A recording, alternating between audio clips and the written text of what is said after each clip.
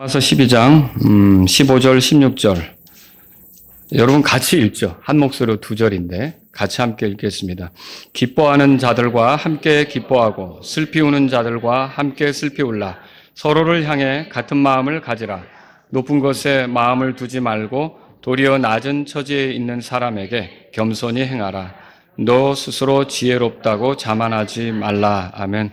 오늘 제가 드릴 말씀의 제목은 서로 잘 어울리는 방법, 이런 제목이 되겠습니다. 고슴도치가 오래간만에 만난 친구가 너무 반가워서 말했어요. 너는 어째 그동안 내게 찾아오지 않았냐? 내게 다가오지 않았냐? 이렇게 얘기를 했어요.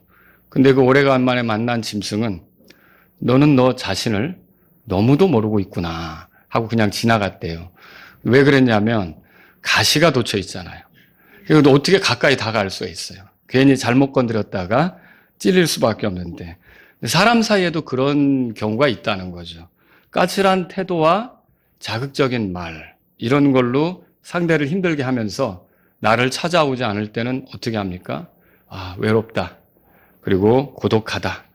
그런데 사실은 가만히 들여다보면 사람들이 찾아오지 않는 이유는 어디에 있는 겁니까? 자신의 태도에 있다는 거죠. 그 까칠한 태도와 그리고 또 자극적인 말, 이런 것에 있어서 사람들이 다가가기가 어려운 형편에 있어 결국은 어울리지 못하고 혼자 있게 되는 경우가 있다는 거죠.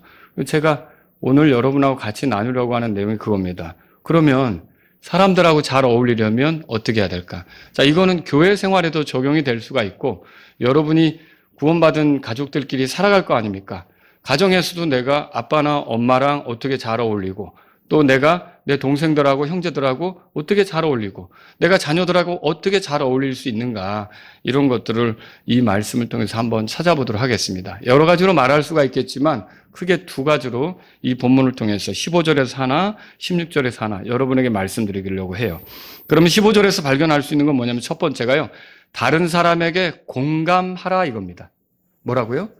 다른 사람에게 공감하라 이거죠. 공감. 같이 이렇게 느끼는 거죠. 공감한다는 게. 누군가 슬피 운다면 그것은 그 사람이 지금 어려움 중에 있다는 표현 아닙니까? 그러면 여러분 그 어려움 중에 있는 사람을 보면서 동정심을 느낀다. 이건 너무도 당연한 거죠. 우리가 보편적으로 어려워하고 눈물을 흘리고 있는 사람은 왠지 가서 이렇게 좀 감싸주고 두드려주고 싶어하고 이렇게 토닥거려주고 싶어하고 그런 마음이 드는 거 아닙니까? 이게 보편적인 현상이라는 거죠. 물론 예외적인 경우도 있어요. 너무 그 사람 성격 자체가 무덤덤하다든지 아니면은 자기가 다른데 아주 신경 쓰는 일이 많아서 그런 여유가 없다든지 아니면 그렇게 슬피 우는 사람에 대해서 상처를 받아서 다가가기가 어려워서 어떤 행동을 하지 못하는 경우도 있을 수는 있겠지만 이게 어려움 중에 있고 슬피 우는 사람이 있으면 다가가 이렇게 보듬어주고 토닥거려주고 하는 것은 보편적인 현상이라는 걸 이해하실 수 있겠죠. 이건 지극히 정상적인 거라는 거죠. 그래서 바울은 이것이 정상적이기 때문에 슬피 우는 자들과 함께 슬피 울라 그렇게 말하고 있어요. 15절에 보세요. 다 같이 읽습니다.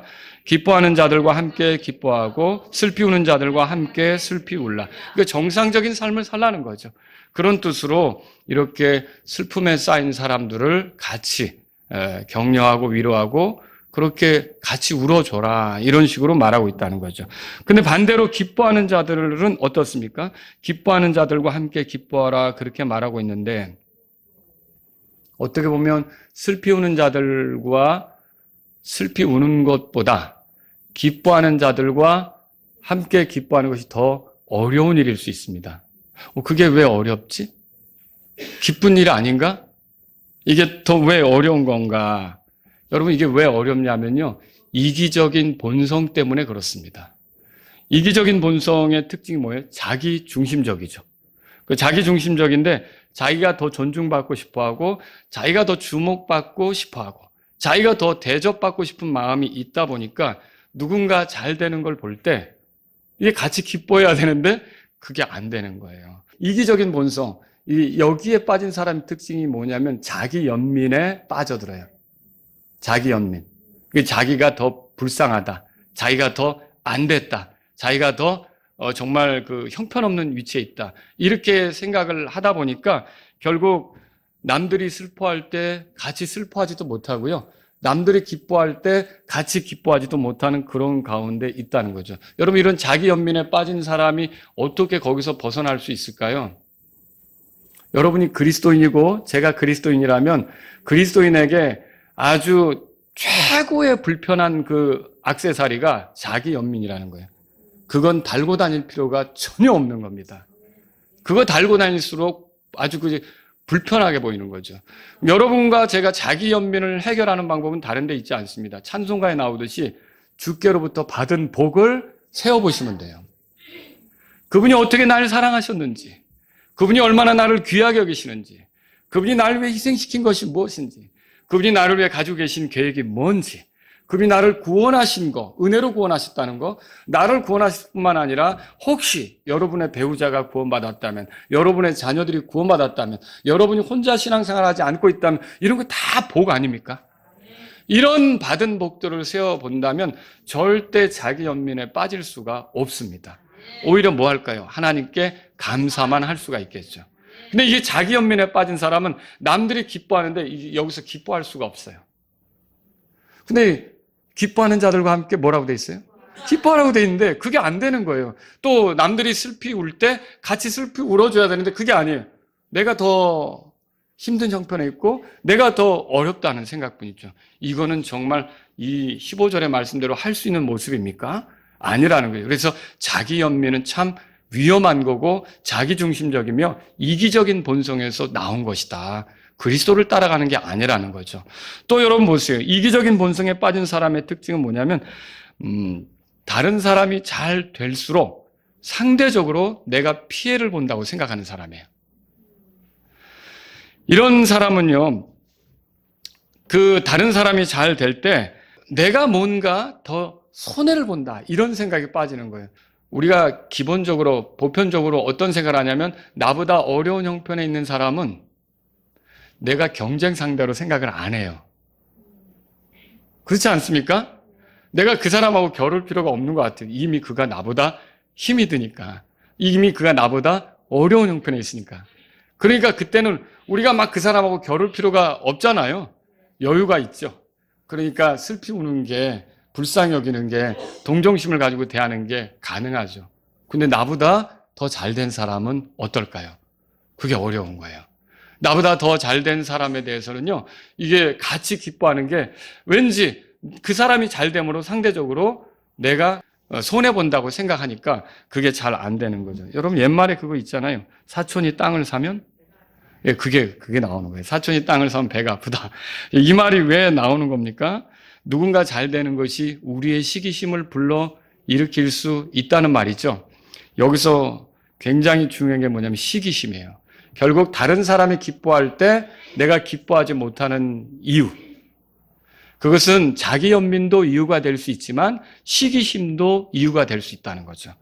그래서 겉으로 뭐 잘 됐을 때 축하합니다라고 말할 수는 있지만 돌아서서 배 아파하고 힘들어하고 심지어는 그 사람은 잘 되는데 왜 나는 이 꼴이야 라고 자기 어떤 비관에 빠질 수도 있는 거죠. 그런 사람이 정말 다른 사람이 잘 돼서 기뻐하는 걸 함께 기뻐할 수 있겠습니까? 절대 그렇게 못한다는 거죠. 이게 여러분과 제가 신앙생활 할 때 시기심이라는 게 그렇게 무섭다는 걸 알아야 돼요. 이 시기심은 세상이 망할 때까지 쫓아갈 것 같아요. 왜 처음에 이브가 범죄했습니까? 하나님에 대한 시기였어요. 왜 하나님은 그 위치에 있고 나는 여기 있는 거지? 왜 하나님은 다 허용이 되는데 나는 못하는 게 있지? 뱀이 속삭이잖아요. 너도 하나님처럼 될 수 있다. 그러니까 자기 삶에서 하나님을 치우려고 했던 거예요. 내가 스스로 하려고 했던 거죠. 그러니까 어떻게 보면 시기심을 자극받을 때는요, 결국 그대로 그 시기심을 따라갈 때는 엄청난 죄악, 엄청난 잘못들, 여기에 빠지게 된다는 거죠. 아벨이 하나님께 희생을 드렸을 때 하나님 받으셨죠. 근데 가인은 거절하셨잖아요. 그러면 가인도 내가 문제가 뭐였는가를 생각하고 바로 고쳐서 하면 될 거 아닙니까? 근데 아벨이 못마땅한 거예요. 아벨을 시기한 거죠. 그 아벨에 대한 시기가 결과적으로 어떻게 이어졌던가요? 예, 아벨을 없애는 일로 이어졌던 거죠. 여러분, 요셉의 형들이 요셉을 시기했다는 거 읽어보셨죠? 기쁘게 말도 하지 않았고요. 화평하게 말도 하지 않았고요. 그러면 그들도 잘해서 아버지에게 신임을 얻으면 되는 거 아닙니까? 근데 그게 아니라 어떻게 해요? 요셉을 없애야겠다는 생각을 하는 거죠. 그래서 요셉을 종으로 팔아버리는 그런 일이 생기는 거죠. 여러분, 사울은 어떻던가요? 이스라엘의 첫 번째 왕인데 다윗이 가는 곳마다 전쟁터에서 승리하니까 사람들이 다윗이 죽인 자는 수만이라고 그러고 사울이 죽인 자는 수천이라고 하니까 왜 내 신하에게는 수만을 돌리고 나에게는 수천을 돌리냐 하면서 시기하기 시작하죠. 그리고 이대로 있다가는 저에게 우리의 왕가를 빼앗기겠다 싶으니까 어때요? 하나님의 뜻대로 했다면 문제가 없을 것을 그에 대한 시기로 그를 없애려고 얼마나 쫓아다닙니까? 이게 성경에서 보면 시기라고 하는 게 이렇게 무섭다는 걸 알 수 있어요. 교회 생활에서도 마찬가지입니다. 한번 시기에 여러분이 빠져버리면 엄청난 잘못에 여러분이 더럽혀질 수 있고 넘어질 수 있다는 것을 기억해야 된다는 거죠. 우리가 잘 아는 공산주의 이론 있죠. 공산주의 이론을 다 이렇게 파헤치면 그 뿌리가 뭔지 생각해 보셨습니까? 다른 거 아니에요. 시기심을 선동하는 거예요. 공산주의 이론이 그거라는 거예요. 시기심을 자극하는 거죠. 부자들에 대한 시기심, 권력자들에 대한 시기심, 지배자들에 대한 시기심, 이것을 자극하는 거예요. 시기심은 누구나 생길 수 있는 거잖아요. 가질 수 있는 거잖아요. 어떤 사람이 잘 되면 거기에 대해서 상대적으로 박탈감을 느끼면서 내가 손해를 본다고 느끼게 되는 거예요. 이 시기심이 그렇게 해서 이제 나타나는 거거든요. 시기심은 누군가 나보다 더 나은 형편에 있으면 괴롭게 생각하게 만들죠. 그런 시기심을 자극하는 거예요. 그런 시기심을 불러일으킨 이론이 결국은 공산주의 이론이에요. 그래서 평등이란 말로 다른 사람이 나보다 더 낫게 되는 것을 끌어내려고 하는 거예요. 그래서 너무 끌어내려가지고 다 같이 나빠져도 상관없게 되는 거죠. 여러분, 이게 무서운 거죠. 그래서 나보다 더 잘 되는 사람만 없으면 상관없다. 다 같이 균등하게 살아보자. 이게 공산주의 이론이에요. 파헤치면 그게 나오는 거예요. 파헤치면. 그러니까 인간의 죄성을 자극한 거라는 거죠. 시기심을 해결하는 방법은 뭡니까? 성령 안에서 하나님의 주권을 인정하는 거예요. 자, 아까 제가 자기 연민을 해결하는 방법은 뭐라 그랬어요? 주님께서 나에게 주신 복을 세워보는 거라 그랬죠. 이 시기심을 해결하는 방법은 주님께서 주권을 가지고 행하신다는 것을 알 필요가 있는 거죠. 사무엘기상 2장 6절 7절에 주께서는 죽이기도 하시고 살리기도 하시며 그분께서는 무덤으로 내려가게도 하시고 올라오게도 하시는도다. 주께서는 가난하게도 하시고 부하게도 하시며 그분께서는 낮추기도 하시고 높이기도 하시는도다. 그러면 누군가를 살리는 거, 높이는 거, 부하게 하시는 거 누가 다 하는 거예요? 하나님께서 그렇게 하신다라고 인정하면 우리가 또 심는 대로 거둔다는 거 성경에 나오잖아요. 그 원리를 안다면 우리가 그 사람들에 대해 시기할 게 아니라 우리도 열심히 해야겠다라는 생각을 가지면 되는 거죠. 그런데 그게 하나님께서 하신다는 생각이 없고 하나님의 그 존재 자체, 하나님의 주권 자체를 인정하지 않으면 자기들끼리 이 문제를 해결하겠다고 생각하는 거예요. 그들의 것을 빼앗아서 서로 나눠야겠다고 생각하는 거죠. 이게 무서운 거라는 거예요. 여러분, 하나님이 주권자이십니다. 모든 그 왕들을 일으키시는 그분이, 통치자들을 일으키시는 분이 하나님이시고 부자를 만드는 것도 하나님이시죠. 재물을 주시는 분이 하나님이신 거죠. 여러분과 저는 그런 것들에 대해서 하나님께서 또 저 사람을 부유하게 하셨나 보다. 여러분, 교회 성도들 중에 또 유독 물질적으로 잘 모으는 사람이 있을 거 아닙니까? 그러면 그 사람은 기쁨이 있겠죠. 그럼 우리도 같이 기뻐할 수 있을까요? 이건 아니야. 있을 수 없는 일이야. 내가 얼마나 더 많이 봉사를 하는데. 여러분, 이런 문제가 나오면 안 된다는 거죠. 누군가 잘 되면 우리가 같이 기뻐하고. 이게 공감하는 거예요. 이 공감하는 걸 통해 서로 잘 어울릴 수 있는데 이런 공감이 나오질 않는다면 어떻게 될까요? 계속 평행선을 걷는 것처럼 길을 갈 수밖에 없다는 것이죠. 물론 합법적이지 않은 기쁨, 합법적이지 않은 슬픔, 이런 것을 여러분이 공감을 표할 필요는 없습니다. 예를 들면 이거죠. 2024년 파리 올림픽 66kg급 거기서 금메달을 따난 알제리의 여자 복서 아만의 칼리프라는 사람이 있어요. 근데 25살이래요. 근데 이 사람이 생물학적으로는 남성이라는 보고서가 유출됐어요. 11월 5일 몇 개 언론 매체에서 여자 선수들과 겨루어 금메달을 딴 그가 실상은 고환이 없고 자궁이 없으며 XY 염색체를 가지고 있다. 이게 이제 나온 보도 내용이에요. 그 내용의 보고서가 유출되었어요. 한마디로 말해 남자가 여자 복싱 경기에 참여해서 여자 선수들을 다 쓰러뜨리고 금메달을 딴 거예요. 금메달을 땄을 때 기뻐했겠죠. 여러분 그거 같이 기뻐할 수 있습니까? 그리고 기뻐할 수 없는 거죠. 그거는 우리가 왜냐하면 거기 로마서 12장 9절에 뭐라고 돼 있어요? 악한 것을 혐오하고 선한 것에 붙어 있으라. 그 말이 있잖아요. 그렇죠? 또 반대로 어떤 여자가 눈물을 흘리며 슬픔에 잠겼어요. 결혼은 파탄났고 더는 두 딸과 함께 지낼 수가 없게 됐어요. 왜냐하면 직장 동료와 부적절한 관계를 유지하다가 발각되었기 때문에 그래요. 그래서 결국 가정을 잃고 자녀들도 같이 지낼 수가 없게 됐고 회사에서도 해고됐고 사회적 지위도 다 잃었어요. 그 모든 걸 잃었기 때문에 슬픔에 쌓여 있어요. 여러분 우리가 그 같이 슬퍼할 수 있습니까? 눈물을 흘리며?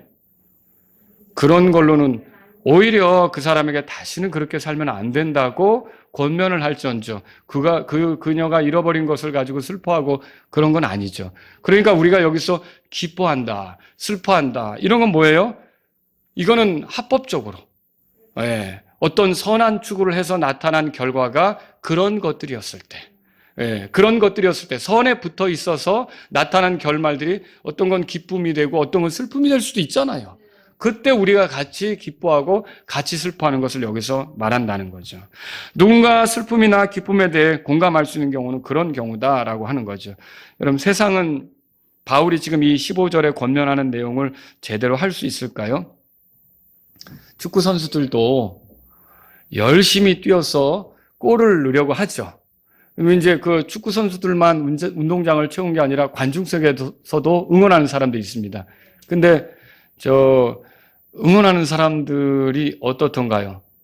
자, 정말 어떤 선수가 우리 팀 선수인데 골링을 넣었어요. 근데 골이 됐어요. 막 요리조리 몰고 들어가더니 기가 막히게 이 사람 저 사람 뚫고 들어가서 골을 넣었어요. 그런데 관중에서 넣네? 이럽니까? 어떻게 하죠? 다 같이 난리가 나죠? 그거 같이 기뻐하잖아요. 그죠? 그리고 반대로 골을 먹은 팀에 대해서는 어떻게 하죠? 관중석이 아주 침통하고 막 또 그러잖아요. 그래서 비슷하게 이런 흉내내는 모습이 있기는 하지만 결과적으로 예를 들어서 뭐 우리 팀 응원하던 팀이 성적이 부진했다 그러면 난리가 날 수도 있어요. 그 팀의 홈페이지가 있다면 거기에 사람들이 게시글을 옮기면서 너무했다. 나 이 팀 떠나겠다. 난 더는 응원 안 하겠다. 이렇게 할 수도 있다는 거죠. 그러니까 어떻게 보면 기뻐할 때 같이 기뻐하고 슬퍼할 때 같이 눈물을 흘리며 슬퍼할 수 있는 것은 정말 구원받고 정말 성령으로 충만해야만 이걸 완전히 소화해낼 수가 있다는 거죠. 그래서 바울의 이 명령을 제대로 지킬 수 있는 것은 이제 온전히 구원받고 성령님을 따를 때만 가능하다라고 하는 거예요. 구원받은 사람은 더 이상 자기중심적이 아니죠. 그렇게 믿으십니까? 물론 자기중심적인 모습이 나타날 때가 있지만 그때는 여러분은 어떻던가요? 아무렇지도 않던가요? 이렇게 하면 안 되는 거였는데 여러분 금방 그게 깨달아지죠? 우리가 자백하고 돌이키게 되잖아요. 여러분 예수님이 주권자이시고 우리는 그분을 따르는 사람이 맞습니다. 자기 십자가를 지고 예수님을 따르는 사람들인 거죠. 그리고 예수님을 따르는 사람은 나만이 아니에요. 여기도 벌써 여러 명이 있잖아요. 하나의 지역교회로 모여든 사람들. 자, 지역교회가 그리스도의 몸이라면 거기에 함께 속한 사람들은 뭐라 그랬습니까? 지체들이라 그랬죠. 그러니까 주님을 따르는 사람은 나 혼자입니까? 여러 명이 있는 겁니까? 여러 명이 있죠. 교회는 더 그걸 확인할 수 있잖아요. 근데 이렇게 여러 명인 그 주님을 따르는 사람들을 향해서 연대의식을 느끼며 그들이 잘 될 때 같이 기뻐하고 그들이 안 될 때 같이 슬퍼하고 이게 오늘 15절이 말하는 내용이다라는 거죠. 여러분, 그래서 바울은 이렇게 말했어요.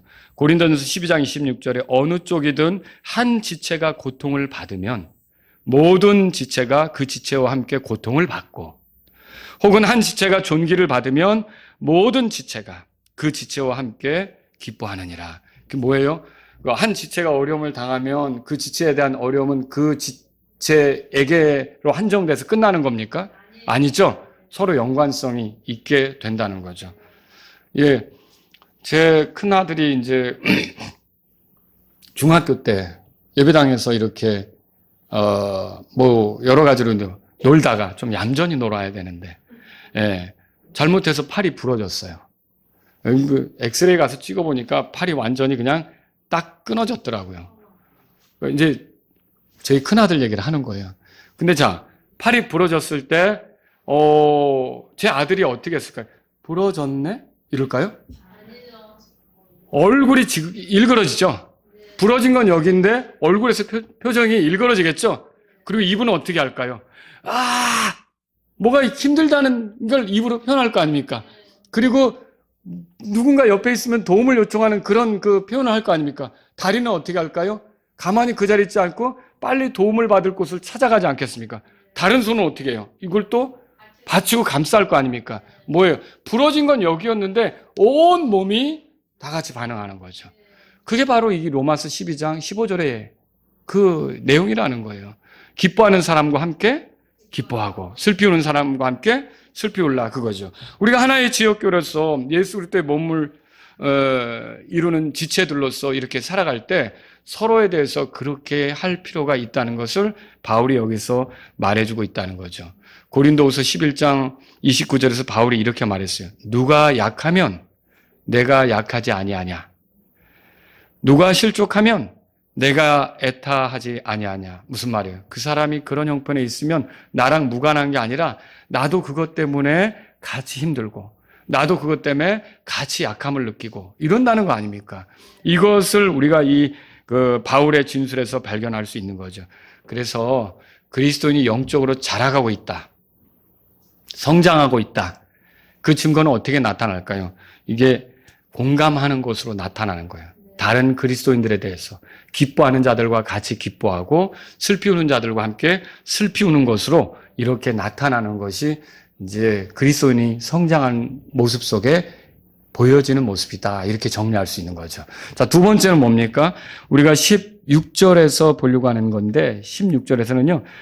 자, 첫 번째는 뭐라 그랬죠? 다른 사람에게 공감하라 그거 있죠? 두 번째는 다른 사람을 자극하지 마라 이겁니다. 공감하는 것은 서로를 향해 같은 마음을 가질 때 가능하죠. 그래서 16절이 이어지는 거예요. 16절 다 같이 읽습니다. 서로를 향해 같은 마음을 가지라. 높은 것에 마음을 두지 말고 도리어 낮은 처지에 있는 사람에게 겸손히 행하라. 너 스스로 지혜롭다고 자만하지 말라 그랬어요. 자, 여기 마음이라는 것은 생각의 영역에 속한 것으로 감정과 행동에도 영향을 주는 거죠. 같은 마음을 가지라 이게 무슨 말이에요? 다른 사람을 자극하지 말라는 말이에요. 쉽게 말하면. 동일한 마음을 가지고 움직이라는 거죠. 바울은 이렇게 썼어요. 고린도전서 1장 찾아보실래요? 그 뒤에 몇 장 넘어가면 고린도전서 1장 같은 마음을 가지라 이게 무슨 뜻인가? 10절입니다. 10절. 다 같이 읽습니다. 형제들아 이제 내가 우리 주 예수 그리스도의 이름으로 너희에게 간청하노니 자 너희는 고린도 교회죠. 그 고린도 교회를 이루고 있는 지체들아 이렇게 지금 말하고 있는 거예요. 자 너희는 거기서부터 있습니다. 너희는 모두 같은 것을 말하고 너희 중에 분쟁이 없이 같은 마음과 같은 판단으로 너희가 완전히 함께 결합하도록 하라. 이게 고린도전서 1장 10절의 말씀이 아까 로마서 그 12장 16절에 나온 것을 말해주고 있는 거예요. 모두 같은 것을 말하고 분쟁이 없이 같은 판단으로 완전히 결합되는 거. 이걸 지금 얘기하고 있는 거죠. 자, 교회에서 두 자매가 교제하고 있습니다. 여러분 들어보세요. 윤자매하고 신자매. 우리 교회 윤 씨하고 신 씨가 없죠? 자매님 중에. 그래서 일부러 제가 예를 드는데 윤자매하고 신자매가 이렇게 교제를 하는데 있나? 예송이 자매가 있네. 예송이 자매 안 왔죠? 네, 어쨌든. 근데 이제 윤자매님이 윤자매님을 좋게 얘기하겠어요. 윤자매님이 이제 신자매에게 교제를 청하기 위해서 밥 다 먹고 혼자 신자매가 요즘 막 취업도 못하고 힘들거든요. 그러니까 다가갔어요. 그래서 윤자매가 다가가서 자매님 취직을 위해서 기도하고 있는데 어떻게 좀 잘 되겠죠? 하면서 이제 어떠세요? 요즘 하고 격려하는 뜻으로 이렇게 다가갔어요. 자, 그러면 여러분이 그 윤자매가 그렇게 다가왔다면 신자매로서 어떻게 대답해야겠습니까? 아, 고맙습니다. 계속 기도해 주세요. 뭐 기다리다 보면 좋은 결과가 있겠죠. 주님이 뭐 다 아실 텐데 뭐 그러면 되잖아요. 근데 이 신자매는 어떻게 대답하면 이렇게 대답했어요. 그 참, 이게 기도한다니까 쳐다보면서 기도가 부족하신가 봐요. 아직 취직이 안 됐어요. 이렇게 얘기한 거죠. 그럼 여러분 어때요? 그걸 듣는 사람이 그거 어떨까요? 갑자기 자극을 받는 거죠. 여러분 이렇게 하면 어울릴 수 있을까요? 다른 사람하고 어울릴 수 없는 태도라는 거죠. 이렇게 해서는 절대 안 된다는 거예요. 자, 그러면 어떻게 해서 이런 마음이 나오는 거예요? 자기를 자꾸 높이는 마음, 그러니까 그 잘못된 생각, 교만한 마음, 이런 것 속에 있기 때문에 그런 거죠. 16절에 보세요. 서로를 향해 같은 마음을 가지라. 그리고 나오는 게 뭡니까? 높은 것에 마음을 두지 말라 그랬어요. 여러분 로마서 11장 20절에 가보세요. 로마서 11장 20절에 옳도다 불신으로 인해 그들이 꺾였으며 너희는 믿음으로 말미암아 서 있느니라. 뭐라고 돼 있죠? 높은 마음을 품지 말고 오히려 하나님을 두려워하라. 그렇게 말하고 있어요. 그 저와 여러분들은 항상 지체들을 대할 때 그래서 기도를 얼마나 했길래 이렇게 높은 마음을 가지면 되겠습니까? 안 된다는 거죠. 항상 하나님을 두려워하며 겸손한 마음을 가져야겠죠. 근데 세상은 어때요? 세상은 그렇지 않습니다. 사람들을 자극해서 더 높은 것을 바라보고 높은 것에 마음을 두도록 부추기죠. 모두가 우러러보는 자리, 모두가 주목하는 자리, 모두가 굽실거리는 자리, 모두가 나를 섬기는 자리에 서도록 부추기죠. 그래서 돈도 갖고 명예도 갖고 권력도 갖고 인기도 갖고 이런 것들을 갖도록 부추기는 거예요. 왜냐하면 모두가 다 나를 우러러보도록. 그런데 여러분, 저와 여러분들은 성경을 통해서 발견할 때 그리스도인들은 그렇게 높은 우러러보는 그런 위치가 목적이 아니라는 거 알죠? 저와 여러분은 하나님의 영광을 위해 살아야 되는 거예요. 그게 예수님이 보여주신 삶이고요. 고린도전서 8장으로 가보실래요? 고린도전서 8장. 여기 8장에는 음식 때문에 우상에게 바쳐졌던 그런 어떤 음식이 있는데 이거를 먹어야 하느냐 말아야 되느냐. 여러분 이걸 음식으로 생각하면 먹을 수 있습니까? 우상은 아무것도 아니니까 먹을 수 있는 거죠. 우리에게 그런 지식이 있을 수 있는 거죠. 근데 어떤 사람은 우상에게 바쳐졌던 걸 먹어? 라고 또 그리고 나중에 하나님 섬긴다더니 우상에게 바쳐진 것도 먹었네 라고 비난할 수 있잖아요. 그럼 우리는 그때는 어떻게 하죠? 그럴 때는 또 그 사람을 생각해서 먹지 않을 수도 있잖아요. 근데 나는 지식이 있다라고 하는 이유로 네가 실족하든 말든 나는 내가 하고 싶은 대로 할 거야 라고 하는 건 맞느냐는 거죠. 그럼 그거 맞습니까? 아니죠? 9절 보세요. 8장 9절에. 우리는 지식이 있어서 자유롭게 이런저런 행동을 할 수 있지만 우리의 자유가 약한 자들에게는 걸림돌이 되지 않도록 주의하라 그랬죠. 8장 1절에 보세요. 다 같이요. 이제 우상들에게 바친 것들에 관하여는 우리가 다 지식에 있는 줄로 아노라. 지식은 뭐라고 돼 있어요? 우쭐하게 하나 사랑을 세워주느니라. 바울이 원하는 바는 뭘까요? 우리가 지식을 얻어서 사람들이 우러러보는 위치, 그런 게 아니라 우쭐대는 그런 위치에 있는 게 아니라 우리가 오히려 그런 것이 있다면 세워주는 것이 필요하다는 걸 말하고 싶은 거죠. 내가 하고 싶은 대로 막 하는 게 아니라. 여러분 킹제임스 성경을 안다는 사람들이 다 그렇지는 않지만 그 중에는 제가 그런 킹제임스 성경을 아는 사람들과 교제하다가 당황할 때가 있어요. 지식이 있다는 이유로 그 지식을 갖지 못한 사람들에 대해서 업신여기거나 비아냥거리거나 비난조로 이렇게 대하는 경우를 볼 때입니다. 11절에 보세요. 자, 그렇게 되면요, 약한 형제를 망하게 하는 거예요. 다 같이 11절 읽습니다. 그러면 내 지식으로 말미암아 그 약한 형제가 망하리니 그리스도께서 그를 위하여 죽으신 것이 아니냐. 그리스도께서 위하여 죽으신 사람들을 실족시키려고 해서는 안 된다는 것이죠. 그래서 바울이 원했던 건 13절에 보세요. 다 같이요. 그런즉 만일 음식에 내 형제를 실족하게 한다면 나는 세상이 지속되는 한 고기를 먹지 아니하리니 이것은 내가 내 형제를 실족하지 않게 하려 함이라. 지식이 있어도 그 지식으로 약한 자를 실족하지 않게 하려고 하는 거 아닙니까? 근데 이 킹제임스 성경을 쓴다. 그리고 나는 교리적으로 이런 걸 알았다. 이렇게 하면서 그렇지 못한 사람들에 대해서 이렇게 비난하거나 실족거리를 주거나 이렇게 한다면 어떻게 그 사람들하고 어울릴 수가 있겠냐는 거죠. 다 달아나겠죠. 다 등 돌리겠죠. 여러분, 그래서 지식이 있는 사람들은 이렇게 높은 마음이 되지 않도록 조심해야 된다는 거죠. 재물이 있는 경우도 마찬가지예요. 재물이 있는 경우도 디모데전서 6장 17절에 보면 바울이 디모데에게 부자들에게는 이렇게 가르쳐라. 높은 마음을 품지 말라고 가르쳐라. 이렇게 한 부분을 발견할 수 있어요. 그러니까 저와 여러분들은요, 뭔가 힘이 있다고, 예를 들면 지식이 있다, 권력이 있다, 인기가 있다, 재능이 있다, 이런 거는 우리가 우쭐대기 위해서 그런 것을 하나님께로부터 받은 게 아니라 오히려 그런 것들을 사용해서 섬기고 다른 사람을 세우기 위해서 그런 것이 있다라고 믿으셔야겠습니다.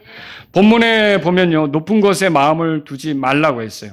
자, 본문으로 돌아가 보시죠. 로마서 12장 16절에 높은 것에 마음을 두지 말고 그랬는데, 이게 높은 것에 마음을 두지 말라, 이게 이제 소극적인 표현이라면 적극적으로 뭐라 그랬냐면 도리어 낮은 처지에 있는 사람들에게 뭐라고 돼 있어요? 겸손히 행하라, 그렇게 돼 있죠.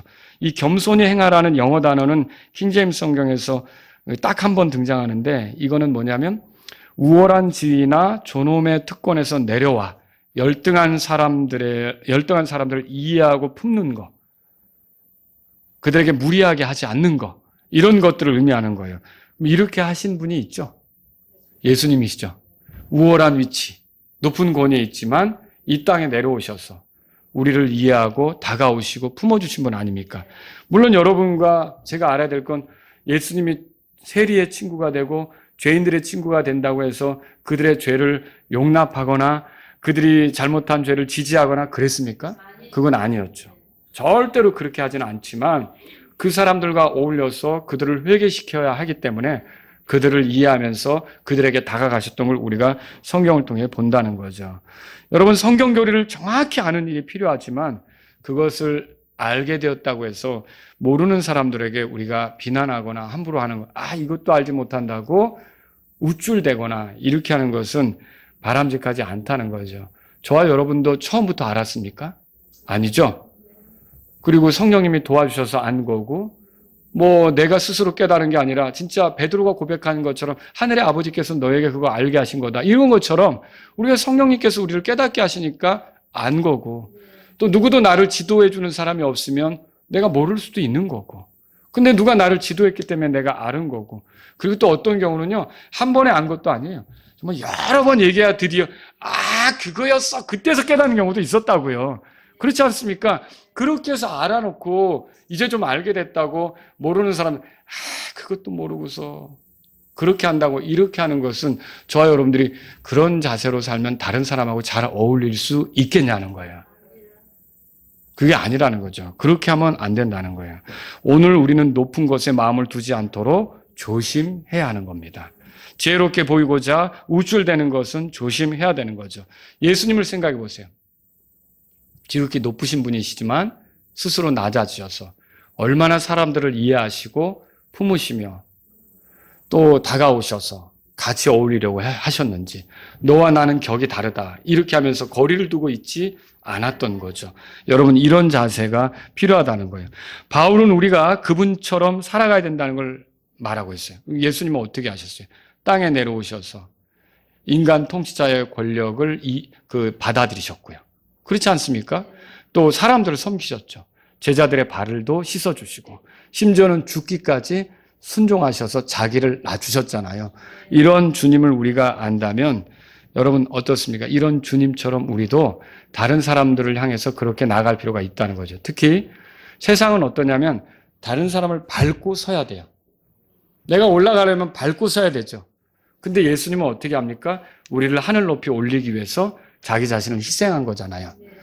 저와 여러분들이 그런 낮은 처지의 사람들에게 겸손히 행할 때, 스스로 지혜롭다고 자만하지 않을 때 결국은 다른 사람들과 잘 어울릴 수 있으며 그런 어울림을 통해 또 주님을 전할 수도 있고 다른 사람을 세워줄 수도 있고 이런 거를 발견할 수 있기를 바랍니다. 오늘 말씀을 정리한다면요.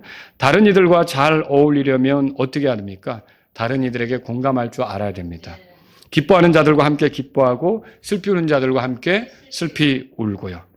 자, 이런 공감은 자기 연민 여기에 빠지면 할 수 없어요.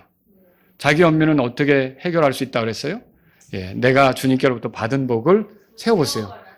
한 가지가 아니에요. 한 가지입니까? 이 세워보세요. 엄청난 거예요. 복이. 그 복이 엄청난 거라고요. 그리고 이거는 시기심에 빠지면 절대로 공감할 수가 없는 거죠. 여러분 이게 일반적으로 세상에서도 공감 능력 그렇게 얘기해요. 자, 내가 아버지가 좀 이렇게 가방도 메고 무거운 짐도 이렇게 들고 엘리베이터를 탔어요. 제 아내도 뭐 성경책 가방을 들고 주일날 예배드리고 가면서 집에 갔을 때 우리 아들도 거기 올라탔어요. 우리 아들은 뭐 가볍게 하나 뭐 이렇게 딱 들러맸는데 아버지가 2개 들고 있어요. 그러면 어떻게 할까요? 우리 아들은 받아주더라고요. 그렇죠. 아, 힘들겠구나. 무겁겠구나. 생각을 하는 거죠. 여러분, 이게 사소한 데서부터 만약에 어머니가 좀 힘들겠다라고 하면 어떻게 되죠? 딸들도 같이 어머니가 힘들다는 걸 같이 내가 기뻐하면 같이 기뻐하고 슬피 울면 같이 슬피 울려고 하면 어떻게 되겠어요? 아니, 어머니가 다 차릴 때까지 기다리는 게 아니라 어머니가 부엌에서 움직이면 어떻게 되겠어요? 나도 같이 거들어서 숟갈도 넣고 반찬도 갖다 놓고 이렇게 다 같이 이렇게 할 수 있는 거 이래야 잘 어울리는 거죠. 그런데 그냥 어머니 차릴 때까지 기다리고 있고 막 스마트폰이나 들여다보고 있고 나중에 나타나고 그럼 그렇게 하면 그게 어떻게 어울릴 수 있는 겁니까? 그 잘 어울릴 수 없는 거죠. 여러분과 제가 이렇게 하나님의 은혜로 구원받은 사람이고 성령님을 따라 산다면 가만히 다른 사람들이 기뻐하는 게 뭐고 힘든 게 무엇이고 하면서 같이 공감할 수 있는 그런 우리들이 될 수 있기를 바랍니다. 다른 이들과 잘 어울리려면 다른 이들을 자극하지 말아야 됩니다. 같은 마음을 가지려면 내가 얻게 된 것이 무엇이든지 그것으로 우쭐대서는 안 되는 거예요. 나도 없었을 때가 있는 거고 내가 얻었다면 하나님이 주셔서 누리는 건데 그거 가지고 내가 우쭐대고 그거 없는 사람들을 무시하고 이렇게 하면 안 된다는 거죠. 또 여러분이 여기 보면 높은 데 마음을 두지 말라고 그랬고요. 그렇죠? 높은 것에 마음을 두지 말라고 그랬고 낮은 처지에 있는 사람들에게 겸손히 행하라고 그랬고 말 한마디라도 우리가 어떻게 될까요? 내가 높은 위치에서 말하는 것보다는 같이 이렇게 섬기려고 세우려고 이런 말들을 해야 잘 어울릴 수 있다라는 거죠. 그리고 무엇보다 중요한 것은요. 다른 이들과 잘 어울리려면 예수님처럼 해야 됩니다. 예수님처럼 하는 것이 필요한 거죠. 예수님은 죄인들의 친구가 되셨어요. 그렇게 해서 죄인들에게도 다가가셔서 그들이 회개하도록 돕는 일을 하시고자 했던 거죠. 여러분, 예수님께서 우리에게 거리를 두고 다가오시지 않으셨다면 어떻겠어요? 나는 거룩한 하나님의 아들이고 너는 더럽기 짝이 없는 죄인인데 어디 어울리려고 하느냐 이렇게 했더라면 내가 어떻게 구원받았겠어요? 다가오셨잖아요. 그리고 우리가 어울려 주셨잖아요. 그리고 우리가 지금 주님과 어울릴 수 있는 사람들이 됐잖아요. 그렇다면 우리가 이런 예수님을 생각한다면 교회 안에서 조금 부족한 사람, 낮은 처지에 있는 사람에게 여러분이 다가가서 예수님처럼 어울릴 수 있고 그들을 세워줄 수 있는 그런 그리스도인들이 되기를 바랍니다. 다 같이 일어서시겠습니다. 오늘 이 말씀을 들으신 여러분 가운데 하나님 아버지 제가 좀 더 주님의 은혜 속에서 이렇게 살아가는 사람으로 기뻐하는 자들과 함께 기뻐하고 슬피 우는 자들과 함께 슬피 울 수 있는 그런 그 마음의 사람이 되기를 원합니다. 이런 분이 있다면 주님 앞에 나아가십시오. 내가 자기 연민에 빠지지 않기를 원합니다.